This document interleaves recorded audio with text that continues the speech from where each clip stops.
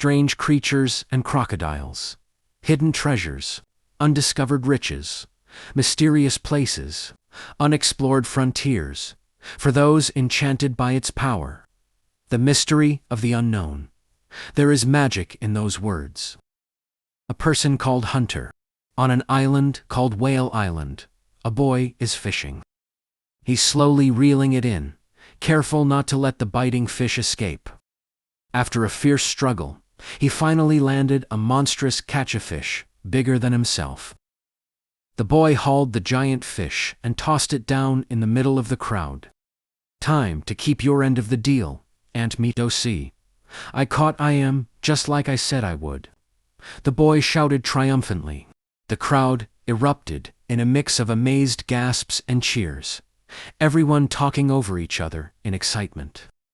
Meet gonna determined boy with his sights set on the Hunter exam, but his Aunt Mito watches him with uneasy eyes. "This isn't some school test, Gon," she warns, voice tight with concern. Unshaken, the young Hunter Tubi just flashes a confident grin. "Relax, Aunt Mito. I've got this."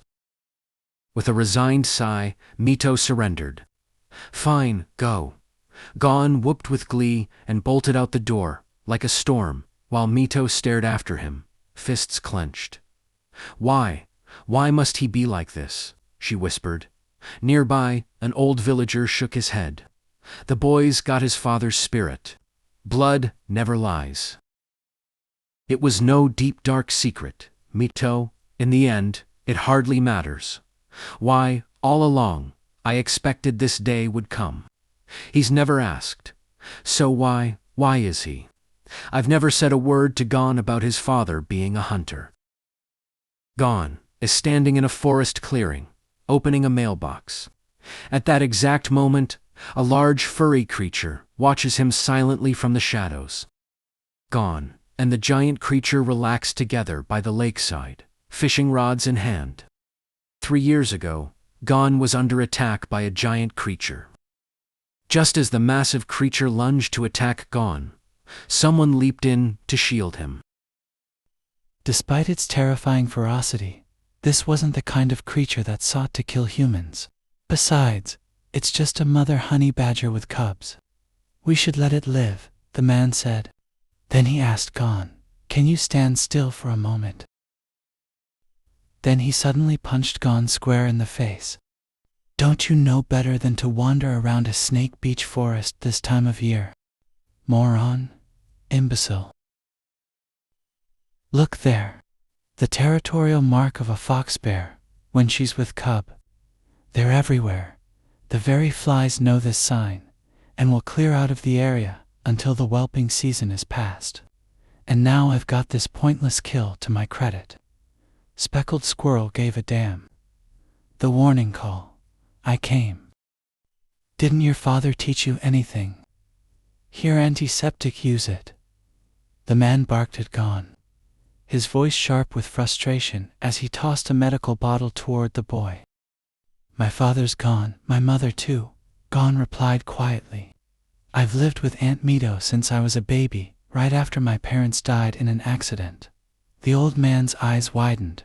"This kid, he's tougher than he looks," he murmured under his breath. Right after that, it walked away toward the direction where the baby fox bear was. Gon, sounding concerned, said, "Please don't do anything to the cub."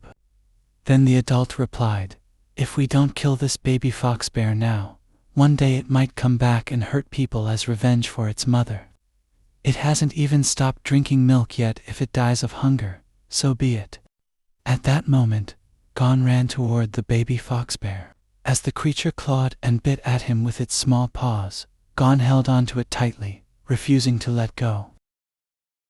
Even as the baby fox bear scratched and bit at him, Gon held on tightly and said, "I'll take care of it." The man shook his head and said, "It's useless, kid. Baby fox bears are extremely aggressive by nature. They're wild through and through." Hearing that, Gon turned and stared directly at the man. The man paused for a moment, then noticed something in Gon's eyes. He suddenly asked, "Wait, you wouldn't happen to be Jing's son, would you? Gon replied, you know my dad. I've come to his birthplace, looking for leads. Hey, your dad's why I'm here. And I guess I've just found one. Have a seat. I'm Kite, a hunter, for what that's worth. Jing is my teacher. He's drilled me in the basics of the hunt, and to win his stamp of approval I must pass a final test. Find him. I've never faced such a challenging hunt. If I hadn't met him, I would have died long ago, like a dog in some pestilent alley. He's the best kid. There's no other hunter like him. Jing's alive, kid. That's not what your aunt told you. And I understand her reasons. She's afraid for you and wants to protect you. But blood tells, kid, and yours speaks volumes. Get along well with animals. All good hunters do. With those words, Kite turned and walked away. Back in the present, Gon looked at Khan, the fox bear, who had grown into his friend, and said, this is it, Khan, you're finally going to see me become a hunter. So, an animal who's friends with a hunter can't be king of the forest. Hunters sometimes have to do things that the animals of the forest don't like, may even hate. You are king of the forest, Khan, and I don't want that to change. You get what I'm saying? Gon said that to his friend, Khan. And just like that, Gon said goodbye to Khan's family and continued on his journey. Gon said being a hunter isn't for weaklings, Aunt Mito sighed bitterly. Being a hunter must be such an important job, so important that family comes second. You are his son after all. It's true. Gon lowered his head, fists clenched. I'm sorry, Aunt Mito, but like you said, I am his son, Jing's son. There's no other hunter like him. But like you said, I must pass a final test. Find Jing. I've never had such a challenging hunt. So it's about time I met him. With those words, Gon set out on his journey, no hesitation, no looking back. Don't forget to like and subscribe. New chapters coming soon with AI voiceover. Stay tuned for the next adventure.